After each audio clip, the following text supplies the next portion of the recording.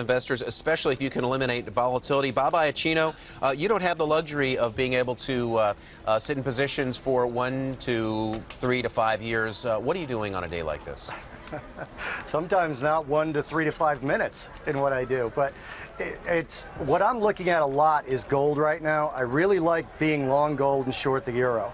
It seems to, if you look at a gold chart, it priced in US dollars, it's really been kind of sideways, reflecting sort of the, I almost hate to say this, but the implied stability in a short-term crisis that you would get in the U.S. dollar. But when you price gold in euros, you're seeing a lot of that sort of upside breakout start to play in and to come into play. And that could really produce for you. Right now, being long gold hasn't been a very great trade in the short term that I look at. But if you were long gold, short the euro, essentially, as a U.S. citizen, pricing gold in euros, if you do that, it's played out pretty well, and it looks like it's ready for a pretty good upside breakout. Are you surprised we haven't seen more investors go long gold here, given the flight?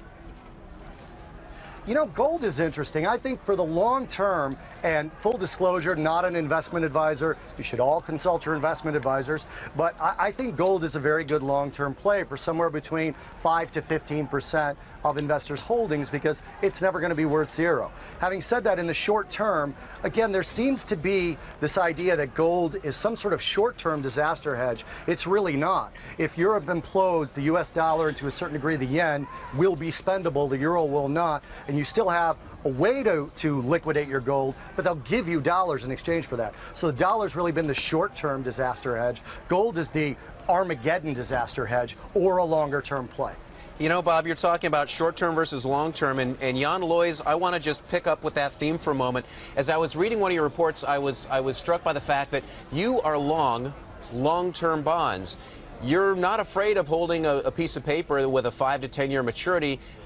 A lot of people come on our air and say rates are going to go up in 5 to 10 years, so you don't want to be long that paper. Why doesn't that long-term paper concern you? Well, first of all, I'm not going to hold it for 5 or 10 years. I'm holding it for coming months. And with all financial assets, the price will go up. If a lot of people are buying it, you still have an environment where investors are quite wary of very volatile assets. That's why they're moving into fixed income. The upside, I'll go with you, is not that great on long-term treasury bonds. A little bit, but not a lot. You're much better sitting in better yielding assets. That's why I go for emerging markets, local emerging markets, external debt, and high yield. That's much better value there, and that's where all the flows are. Before we go, I'd like to bring Bob back in. You know, Bob, we talk about what direction the market is in, but we also talk about risk on, risk off. What do volumes look like in here?